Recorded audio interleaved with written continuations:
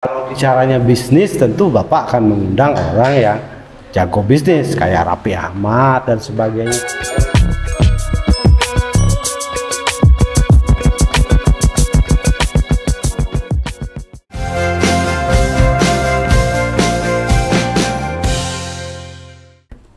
Nah, untuk Bapak tuh lebih suka buku e-book atau lebih ke fisiknya, Pak? Saya suka dua-duanya. Keduanya. Jadi kalau mau simple, saya baca buku yang memang e-book, PDF bentuknya. Saya bisa sambil di WC, sambil ini baca. Kita penyakit kita tuh kan pakai handphone ya. Cuma masalahnya tuh kecil kadang-kadang tulisannya. Tapi di sisi lain, saya lebih suka juga yang namanya buku cetak. Kenapa? Kita lebih leluasa juga bawanya. Jadinya adalah membacanya lebih enak, dalam situasi apapun juga enak. Semua punya kelebihan dan kekurangan. Artinya pada saat menggunakan e-book ya dia lebih fleksibel.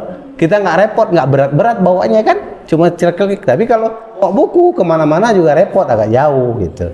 Kecuali pada saat kita stay membaca buku jauh lebih enak, lebih nyaman dan sebagainya. Bapak membaca dan menulis itu setiap hari atau gimana, Pak? Kalau bacaan tiap hari ada. Nggak bisa nggak, apalagi sekarang media online, handphone, kemudian lagi secara tidak langsung juga di YouTube dan sebagainya pun itu membuat kita terbuka inspirasi. Jadi membaca, ada berita kita baca, setidaknya pasti kita membaca tiap hari. Setidaknya baca WA. Itu kan masih membaca, tapi yang hal-hal yang lain kan di WA juga banyak tuh berita-berita. Klik kita buka dan sebagainya. Kadang ya itu nggak bisa enggak, tiap hari pasti kita membaca. Bapak ada jadwal tersendiri nggak sih, Pak, dalam satu hari itu membaca jam berapa atau menulis jam berapa? Kan Bapak sibuk nih sebagai dekan gitu. Biasanya banyak malam. Oh, malah. Jadi kalau di kampus itu ada mungkin beberapa hari ataupun jam tertentu di saat saya nggak ngajar, biasanya saya tuliskan beberapa dan sebagainya, bisa sampai 2-3 halaman ataupun sampai 10 halaman. Kalau malam itu biasanya di range jam 2 malam biasanya kan. Kadang-kadang itu karena kebiasaan saya dulu kecil, pada saat saya bangun malam itu saya baca, belajar. Nah itu terbawa sampai sekarang. Pada saat jam 2 saya baca ataupun saya menulis melalui laptop dan sebagainya sampai mata ngantuk lagi dan sebagainya, itu seperti itu. Jadi kalau di pagi hari itu pikirannya lebih enak kita menuangkan sesuatu biasanya. Mau baca belajar pun lebih enak pada saat pagi hari. Gak relate ya sama kita kalau bangun tuh langsung lihat HP ya kan? Lihat siapa yang WA gitu. Ya. Jadi Bapak tadi bilang bangunnya jam 2 kalau. Jadi Bapak tidurnya jam berapa, Pak? Kadang tidur itu jam 9 sampai jam 10. Oh, tidurnya 2-an gitu baru. Ya, tidurnya jam 10. Kadang bangun jam 2. Jadi artinya ya kita tidur di awal, baru nanti saat itu mengerjakan sesuatu dan sebagainya. Kecuali ada kelas-kelas Zoom. Kalau saya ada kelas Zoom, mungkin ngajar dulu jam 9, nanti baru ngerjain satu, baru tidur, seperti itu. Kalau kebangun itu nanti tidurnya berapa lagi, Pak? Biasanya setelah subuh. Berarti ngantuk itu, Pak, kalau misalnya Udah kebiasaan sih, kadang-kadang ada kebiasaan kadang-kadang. Apakah ada impian atau tujuan yang terbesar dengan Bapak yang belum tercapai, Pak? Yang pasti menjadi guru besar tujuan hidup saya. Impian saya jadi guru besar, artinya itu yang belum tercapai. Saya pengen nanti di umur saya yang kurang lebih mungkin 50 tahun atau lebih, saya pengen menjadi seorang profesor. Itu. Ya, artinya arah-arah itu sudah dirintis. Semua sudah dibuat, rencananya udah, karya-karyanya ini dan sebagainya. Jadi impian seorang dosen itu ya profesor atau guru besar, tidak ada lain dan tidak bukan menjadi rektor bukan. Menjadi seorang profesor atau guru besar. berarti udah jalan ke sana juga tahapan Bapak. Ya, tahapannya dijalani. Karyanya sudah kita buat dan sebagainya, arahnya, publikasi jurnal juga udah kemana. Artinya sudah step by step. Ibarat kita melangkah, dalam hukum Islam itu tidak mungkin kita langsung kelima kan? Iya, betul. Nggak mungkin langsung naik haji. Tentu dulu, baru sholat, baru puasa, baru zakat, baru naik haji. Nah, itulah tahapan yang harus ditempuh. Sama seperti dosen saya, artinya saya mau ke arah situ sudah tahap itu ditempuh. Berarti menuju ke profesor tuh apa aja sih Pak yang perlu disiapkan gitu? Sebetulnya karya-karya yang istilahnya berbau bereputasi internasional, Scopus dan sebagainya. Kemudian mereka sudah harus doktor, minimal memegang doktor, lulusnya sudah 10 tahun untuk bisa jadi profesor dan sebagainya. Dokternya udah berapa tahun? Saya 2015 Januari lulus, sekarang 2024, artinya udah mau masuk 10 tahun. Januari 2025 udah masuk 10 tahun. Semoga dipermudah ya Pak. Amin, mohon doanya saja ya. Ada nggak sih Pak bakat tersembunyi yang orang-orang belum tahu sama Bapak nih? Nah, mungkin banyak orang tidak tahu, saya itu sebetulnya negosiator. Orang banyak tidak tahu. Jadi saya itu sebetulnya pandai dalam bernegosiasi secara tidak sadar. Ya, itu banyak orang tidak tahu. Tapi saya sering dipakai atau diterapkan, saya dikirim kemana-mana pada saat bernegosiasi ini itu. Nah, secara tidak sadar saya ternyata saya punya keahlian di bidang ini gitu. Nah, itu kalau pertanyaan yang saya tidak, yang orang lain tidak tahu, itu salah satunya yang saya pahami ternyata itu gitu. Berarti kalau di kampus Bapak sering diajak untuk bernegosiasi ya Pak? Sering, artinya kadang-kadang negosiasi sendiri. Saya yang berangkat sendiri ke beberapa tempat. Apalagi dulu zaman Setia, zaman Pak Bur dulu. Nah, itu saya sering melala lah orang sini kemana-mana tuh saya sendiri bernegosiasi pihak ini, pihak itu dan sebagainya. Boleh ceritain sedikit ya Pak tentang kapan gitu negosiasi itu jadi terkesan tuh buat Bapak gitu?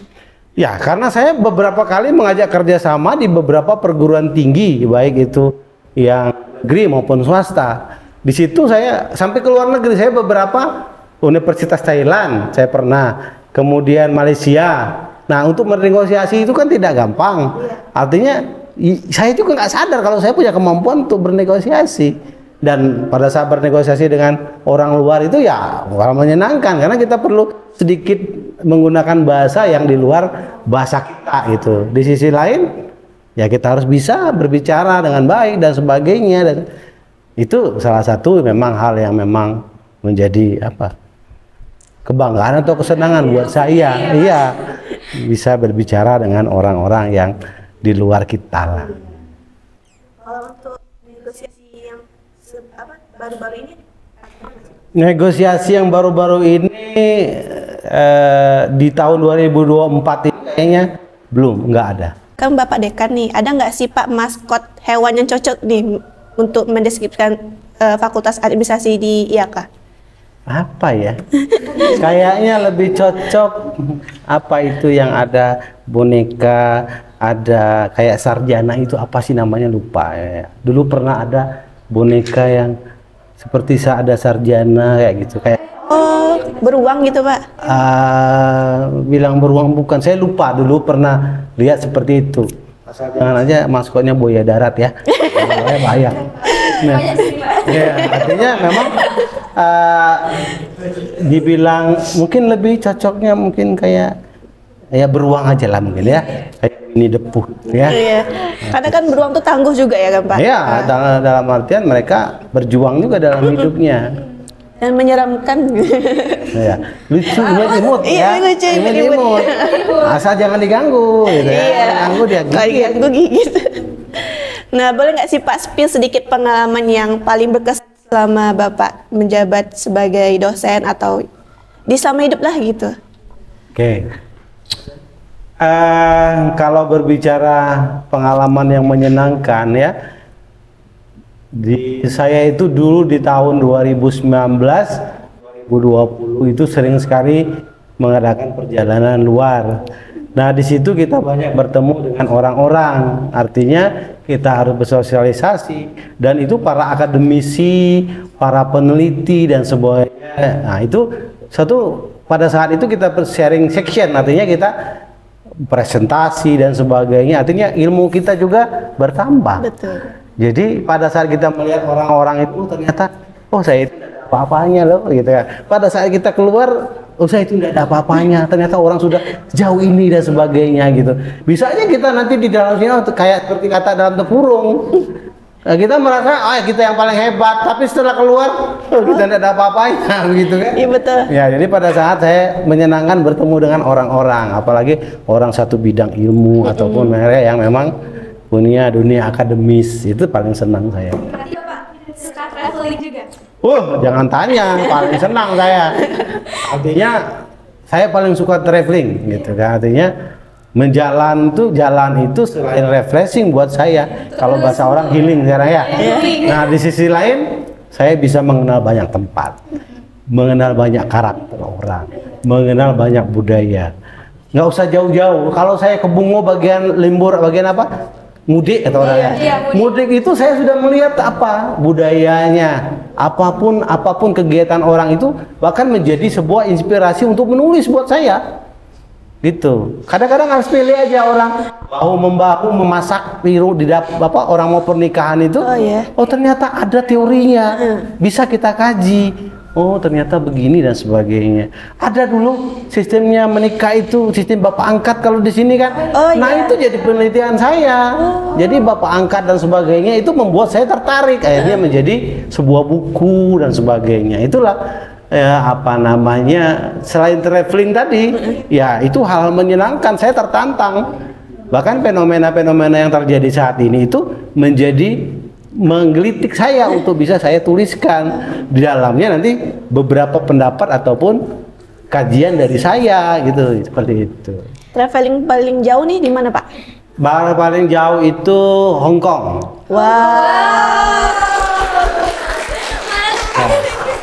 Itu apa ya, Pak? Bapak itu dulu pernah presentasi di Universitas Guangdong namanya ya, mewakili Indonesia. Jadi Bapak sudah di Guangdong, Yasen, Hong Kong. Waktu itu ya selain berjalan-jalan ya kita juga join seminar di situ. Artinya baru itu yang sampai jauh. Iya. Mau tahu besok lebih jauh lagi ya, Pak? Amin. Bisa ke Europe, Eropa ya. Mati gitu. Beku. Nah, ada nggak sih Pak di momen ketika lagi rapat nih, terus Bapak tuh kayak nahan ketawa, kayak lucu, ada sesuatu yang melucukan Bapak? Ya, pernah. Ada beberapa kita lagi diskusi ya. Tiba-tiba seseorang nyeletuk begini dan sebagainya. Saya sebenarnya pengen ketawa tapi karena menghargai akhirnya ya kita diam dulu dia. Berarti nggak terlepas kayak tergantung siapa orangnya dan di kondisi apa. Jadi kalau saya tahu kenal orang-orangnya yang tidak baperan, ya saya ketawa. Saya ketawa dan supaya dia lega. Tapi kalau orangnya baperan nggak mau saya, karena nanti akan merasa tersinggung dan sebagainya. Karena di kita ini ada orang yang baperan, padahal kita nggak ngomongin dia seolah-olah ngomongin dia, gitu kan? Nah, disitulah kita harus mengenal pribadi masing-masing, baik itu teman, terutama kalau Bapak kan teman kerja dan sebagainya. Jadi harus mempelajari mereka supaya untuk meminimalisir konflik. Ya, karena konflik itu bisa aja terjadi kapanpun dan dimanapun. Jika Bapak bisa mengajak selebriti untuk diundang ke kampus, Bapak akan mengundang siapa nih? Tergantung mau apa dulu. Kalau bicaranya bisnis, tentu Bapak akan mengundang orang yang jago bisnis kayak Raffi Ahmad dan sebagainya. Dia punya usaha banyak. Tapi kalau usahanya kita mau berbicara public speaking dan sebagainya, tentu Bapak akan mencari orang yang jago ngomong sebagai pembawa acara dan sebagainya. Tergantung topik apa. Tapi kalau bisnis ini sudah jelas. Seperti itulah. Tergantung apa yang mau kita selenggarakan gitu. Ada nggak Pak rencananya ke situ gitu Pak, mau ngundang selebriti? Ada rencana ada. Ya memang kita mau mencanakan seminar, kayak nanti target kita Pak Sugiono, Prof Sugiono, tahu buku yang banyak tuh, itu sudah ada ancang-ancangnya. Itu kalau ngundang gitu berarti nyari sponsor dulu ya kan Pak? Nyari sponsor, mereka datang ke sini kan harus kita bayar, penginapannya lagi, akomodasinya dan sebagainya sampai ke Bungo loh gitu kan. Nah itu jadi menjadi tantangan tersendiri. Pak, kalau boleh tahu nih, anak bapak ada yang cowok nggak? Random kali ya pertanyaan. Kalau ada boleh lah. Aduh. Kalau soal ini susah ya. Susah, Pak. Karena begini, orang tua zaman sekarang nggak seperti zaman dulu. Iya, betul. Jadi kalau bapak pribadi, anak itu ya mereka yang bergaul, kemudian yang cocokkan mereka. Artinya pada saat mereka mengenal cewek atau cowok, ya silakan mereka. Kami sebagai orang tua hanya merestui. Artinya atau yang menjalaninya juga anak-anak gitu. Artinya silakan, tidak ada masalah. Sama siapapun saya tidak. Kalau sama kami boleh nggak, Pak? Ya boleh lah. Ya hasilnya anaknya juga harus Mau kenal juga, Pak. dulu, bukan mau tidak. Artinya saling mengenal aja dulu. Kalau begitu kenalin dong, Pak. Aduh, malu. Kalau boleh tahu umur berapa Pak anak Bapak Pak? Yang cowok? Anak bapak 2, satu perempuan mungkin tahun ini dia lulus kuliah. Kemudian yang kedua laki-laki itu baru mau masuk Universitas Pendidikan Indonesia. Oh, baru mau masuk ya Baru Pak? masuk. Masih Dia- kecil Sukma. Nggak apa-apa, Dia- suka berondong nih. Dia kalian yang desain komunikasi visual. Wow. Kemarin dia waktu di sekolah SMK-nya itu mendapat juara 1 nasional. Kemudian mendapat juara 2 silver se-Jawa Barat. Oh, Sekarang kemarin dia buat film kerjasama dengan Falcon Picture. Itu judulnya adalah aduh lupa saya judulnya. Si Pulau Monyet apa pokoknya gitu. Nah, jadi kebetulan dia sebagai animasi di film itu. berarti nggak di Bungo berarti ya Pak? Iya, dia di Bandung. Oh. Anak saya dua-duanya di Bandung. Bandung. Bandung. Boleh? Mas, Deng. Nggak boleh ding, adek. Nggak apa-apa. Nggak apa-apa kan, Pak? Dia tinggi besar. Nggak apa-apa, Pak. Ih, justru Ya, itu, dia Pak, kelihatan yang dicari tuh lebih itu. abang-abang atau AA gitu iya. kalau orang Sunda ya. Anak saya enggak ada yang seperti saya, pendek enggak. Saya pendek juga enggak ya. Tadi mereka tinggi-tinggi semua. Nanti kami melengkapi anak Bapak. Nih enggak ada masalah. Anak Bapak tinggi. Cocok, Pak. Pasti setiap orang tua tuh punya tipe sendiri kalau mau jodohin anaknya. Sesuai nggak nih Sukma sama tipe Bapak? Insya Allah sesuai. Tadi saya Bapak kembalikan, kami sebagai orang tua itu hanya memberi nasihat. Restu. Jadi ada Memberi nasihat, memberikan pandangan. Jadi sisanya ya mereka yang menjalani. Kami tidak mau mengatur kehidupan mereka, enggak. Itu. Sangat open minded ya. Ya. Enak kalau punya mertua begini mah.